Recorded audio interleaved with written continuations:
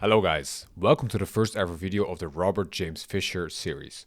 In this series we're going to go through his games, his career in chronological order. In my opinion, he's the greatest chess player of all time. I really enjoy his games, his way of playing, and we're just going to see how he developed as a player, how he became the world champion, how he started all the way back. Did he use the same openings? Did he play differently? How did he improve, etc. We're going to annotate it move by move. Some games were annotated by Bobby himself, some were not, annotated by other Grandmasters. So we're just going to enjoy it and go throughout his career. So we start with the US Junior Championship in 1956. Bobby Fischer was only 13 years old here, and he actually won this tournament, his first ever official tournament. He got first.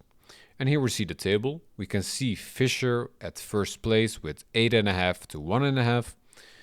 And yeah, he was just simply better than his opposition.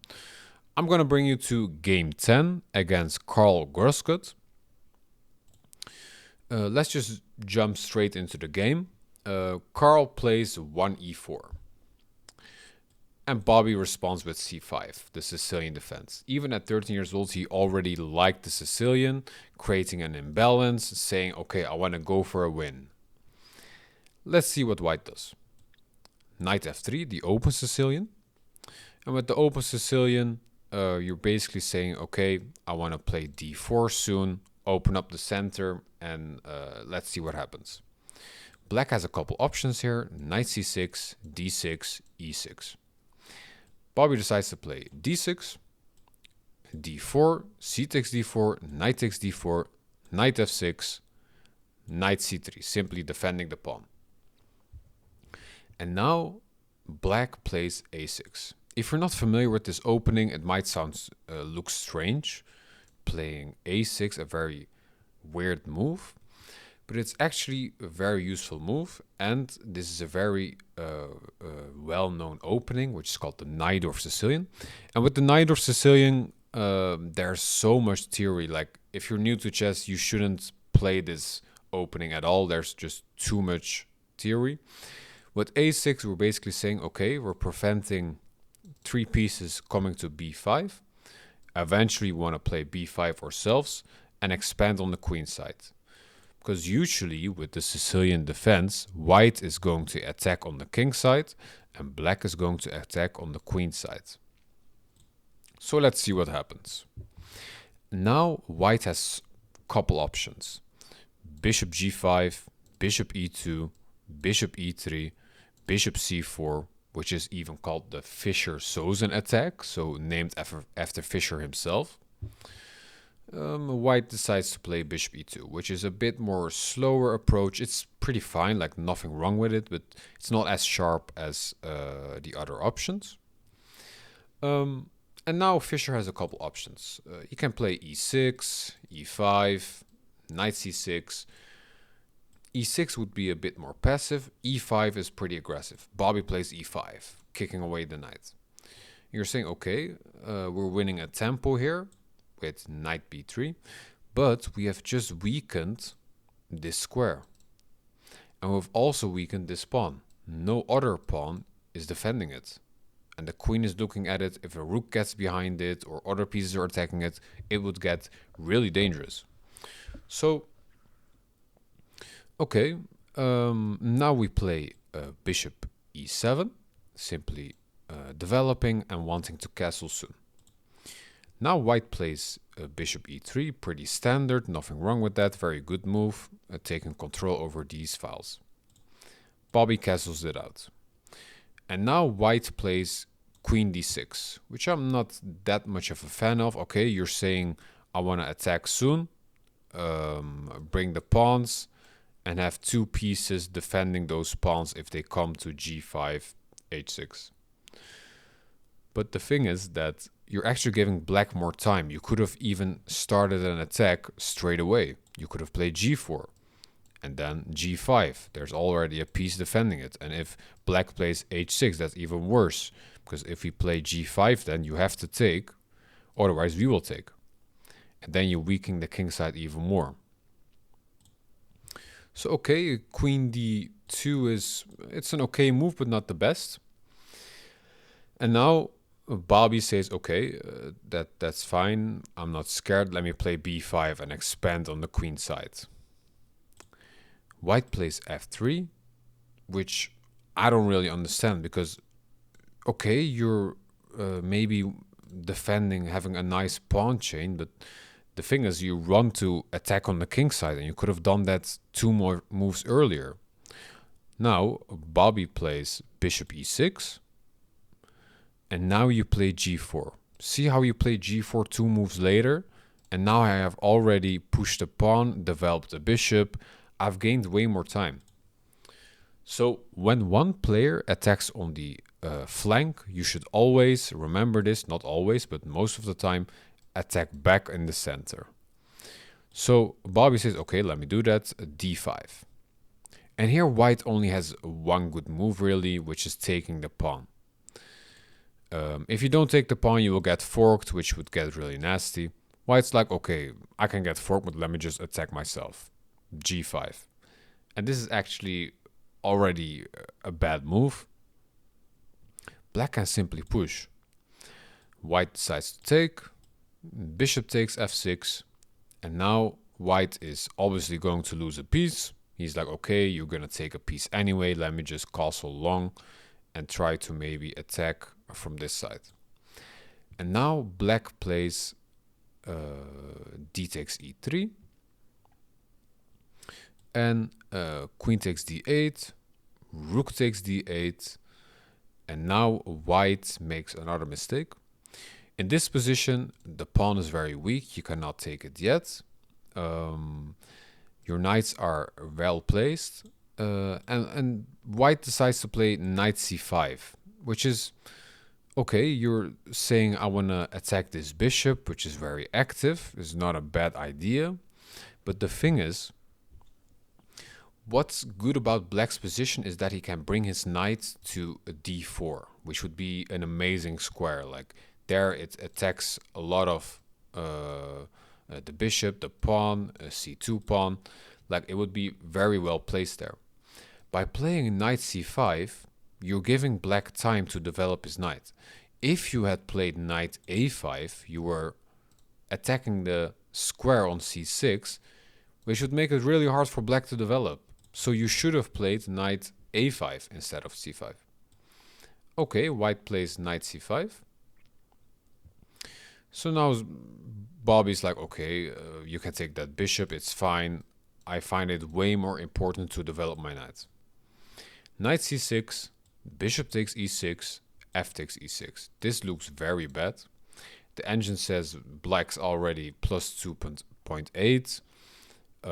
Even though we have this very bad pawn structure. Like that's how good black's position is, because the knight's gonna come in and it's very hard to do anything. Like this bishop is simply doing nothing. It's terrible.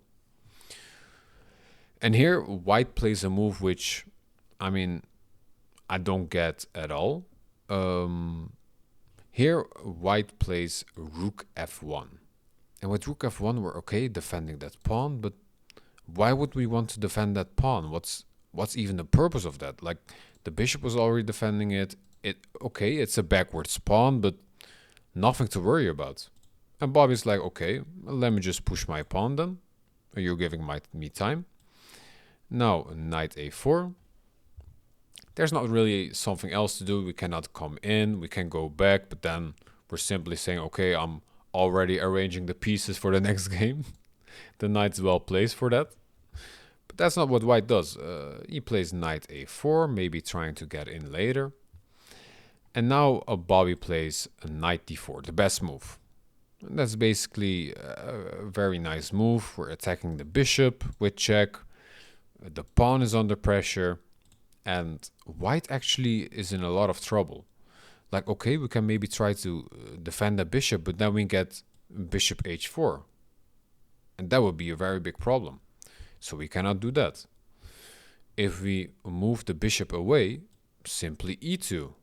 And then we're going to lose the piece again. So white's in a lot of trouble. And he decides to sacrifice the rook, which is actually the best move. And here, Bobby plays a move which I think a lot of chess players wouldn't do. Here, a lot of players would probably undouble their pawns, have a very nice pawn structure on the 6th and 5th rank. But Bobby plays rook takes d4, which, I mean, you're simply leaving the weakness. But Bobby here already understood at the age of 13 that having 2 rooks on this open file would be much better than undoubling our pawns and giving white perhaps time to regain and slowly get a better defending position. So okay, rook takes d4, and now white plays bishop d3, saying okay, you cannot push it yet, let me try to get my king there. Bobby says okay, let me play a rook a d8. I cannot take it yet right now, but maybe later on. Rook d1, king d1, bishop g5, trying to get to defend this pawn and also get the bishop on f4, which would be amazing. Keeping the pawn backwards and also attacking h2. King e2, bishop f4, and h3, simply preventing black from taking. And here black has an amazing move. Try to pause the video and see what would be the amazing move. Okay, so the amazing move here would be rook takes d3, which looks weird at first hand. Like, okay, we're giving back the exchange, c takes d3, but now we have this amazing move, which looks very quiet, rook c8. And with rook c8, there's no way to stop rook c2. Like, you cannot defend that. We can take it. We cannot play rook c1. It would simply be taken. We cannot come back with the knight. If we get the rook in on c2, it would be over very soon. Because, for example, if we play king d1, we can sacrifice the rook, takes, and push with a discovered attack, simply winning the rook back, making a queen. So that would be an amazing move. Bobby didn't see that. He played rook c8. Rook d1, defending the bishop. And here Bobby plays a rook c6. And with rook c6, we're simply preventing the knight from ever doing anything. It's out of the game. And here white plays b3, saying, okay, I cannot come in there. I saw that. Let me try to get back and maybe maneuver to a c4, which would be a way better square. King f7, h4, king f6, h5, and a5.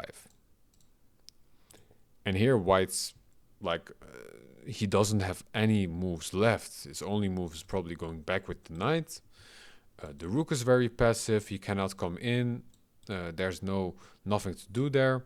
The pawn cannot push. It would simply be taken by the bishop. Like, white's in a lot of trouble. If you move the bishop, I will take the pawn. So it's like, okay, my only move is knight b2. But this loses on the spot because we have rook takes d3. Why does that work?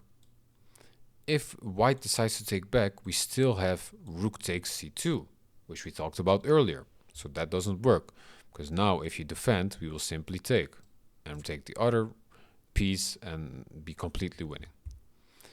Now what happens if we take with the pawn? Same idea, we're going to win a piece. And if we take with the knight, it would still be the same. Like, there's nothing much you can do. Yeah, and that is simply after rook takes d3 is when Carl decided to resign and Bobby won the game. I mean, this game is very nice, especially the moment in which he didn't undouble his pawns and he decided to, you know, attack on the king side, queen side, and just go for the checkmate instead of slowly outplaying white. That's beautiful.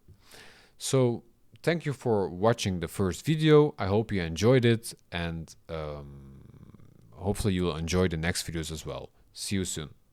Bye bye.